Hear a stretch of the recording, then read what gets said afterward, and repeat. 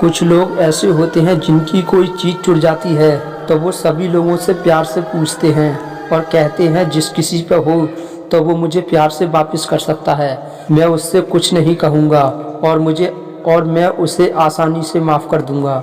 ऐसा वो बोलते हैं और कहते हैं कि अगर कोई भी मेरी चीज़ अगर प्यार से वापस नहीं करेगा और बाद में अगर पता चल गया कि किसने चुराया है तो मैं उसको हद से ज़्यादा सज़ा दूँगा और मैं उसका जीना हराम कर दूँगा।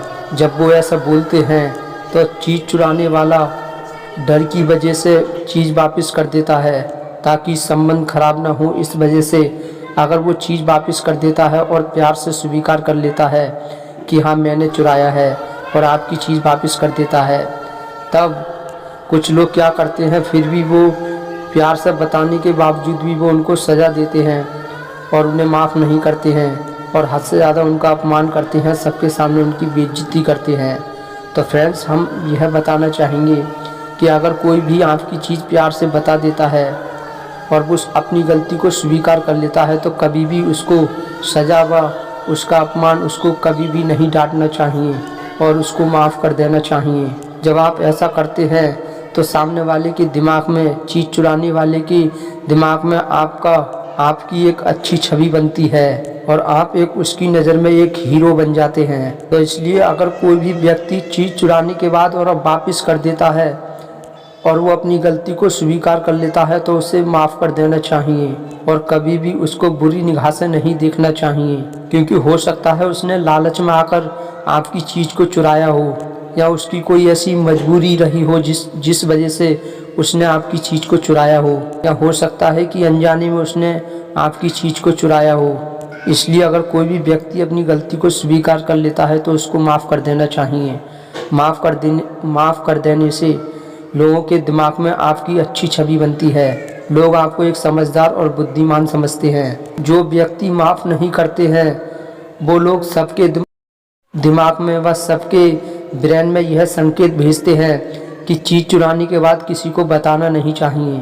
अगर आप चीज़ चुराने वाले को माफ़ नहीं करते हैं, दिमाग में संकेत जाता है कि कभी भी चीज़ चुराने के बाद बताना नहीं चाहिए, और वो अगर आप माफ़ नहीं करते हैं तो ऐसे लाखों लोग जो चीज़ चुराने वाले वो कभी भी अपनी गलती को स्वीकार नहीं करते हैं। वो अपने मन में ऐसा सोच लेते हैं कि चीज़ चुराने के बाद अगर बता देते हैं फिर भी कोई माफ़ नहीं करता है, ऐसा वो अपने मन में सोचने लगते हैं और वो कभी भी अपनी गलती स्वीकार नहीं करते हैं, क्योंकि वो नहीं चाहते हैं कि पता पड़ने के बाद हमारी बेइज्जती हो।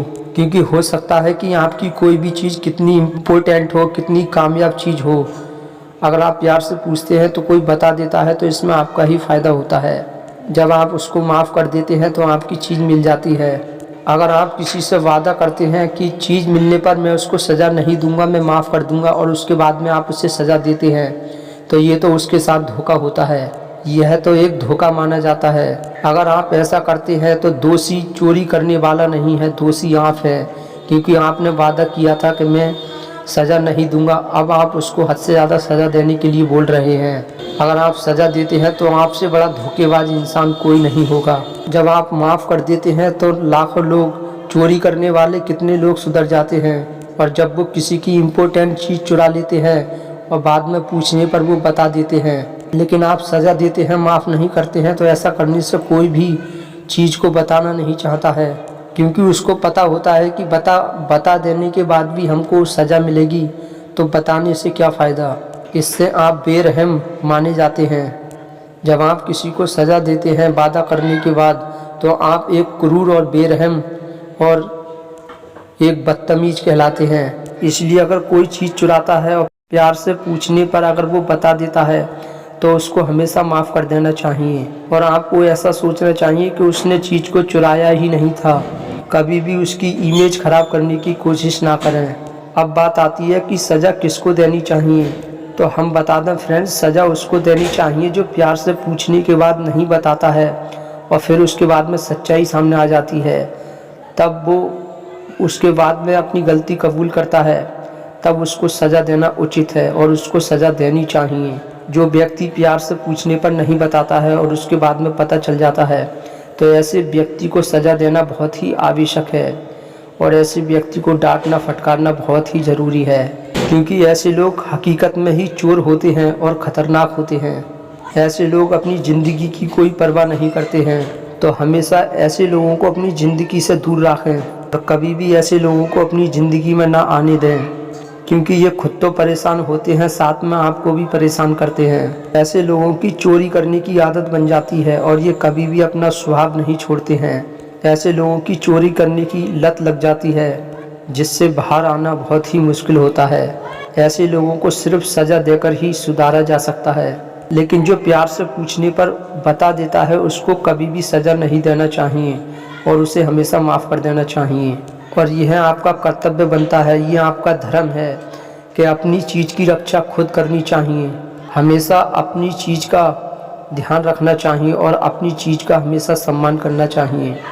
आपकी चोरी जब ही होती है जब आप अपनी चीज़ की कदर नहीं करते हैं। जब आप कदर करते हैं अपनी चीज़ की तो कभी भी कोई नहीं चुरा सकता। इसलिए हमेशा अपनी कीमती चीज़ की हमेशा इज्जत करें और संभाल कर रखें। ऐसा करने से कोई भी आपकी चीज़ को छू नहीं सकता। अपनी रक्षा करना अपने हाथ में होता है, इसलिए अपनी चीज़ का ध्यान रखना ही सबसे ज़्यादा समझदारी होती है। क्योंकि वो कहते हैं ना कि समस्या पैदा करने से अच्छा है कि समस्या में घुसा न जाए। समस्या पैदा करने से अच्छा है कि समस्या में घुसा न जाए, उसे पहले ही भांपकर उसको दूर कर लिया जाए। इसी में ही समझदारी होती है, क्योंकि परेशानी में घुसने के बाद परेशानियों से निकलना बहुत ही मुश्किल होता है। इसलिए परेशानी में घुसा न जाए, इसी में ही समझदारी होती है। तो फ्रेंड्स, हम उम्मीद करते हैं आप समझ गए होंगे कि हमने क्या समझाने का प्रयास किया।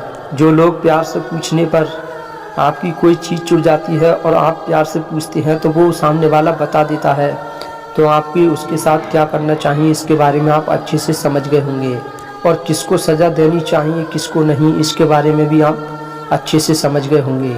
तो फ्रेंड्स, हम उम्मीद करते हैं आपको वीडियो अच्छी लगी होगी, पसंद आई होगी। तो फ्रेंड्स, अगर वीडियो पसंद आई हो तो इसे लाइक करना बिल्कुल ना भूलें और चैनल पर आप पहली बार आए हैं तो इसको सब्सक्राइब करना बिल्कुल ना भूलें और सब्सक्राइब करने के साथ साथ बेल आइकन को दबाना बिल्कुल ना भूलें, क्योंकि हम इसी तरह की इम्पोर्टेंट वीडियो हम आपके पास लाते रहते हैं जिससे आपको देखने में आसानी होती है। तो इसलिए फ्रेंड्स, आप तक वीडियो लाने में हमको बहुत मेहनत और समय लगता है, इसलिए चैनल को सब्सक्राइब करना बिल्कुल ना भूलें। और सब्सक्राइब करने से ये फ़ायदा है कि आपको वीडियो को ढूंढना व खोजना नहीं पड़ता है। अपने आप नई से नई वीडियो आपके पास आती रहती है, जिससे आपको देखने में आसानी होती है। तो फ्रेंड्स, हम उम्मीद करते हैं आप समझ गए होंगे। Thank you very much.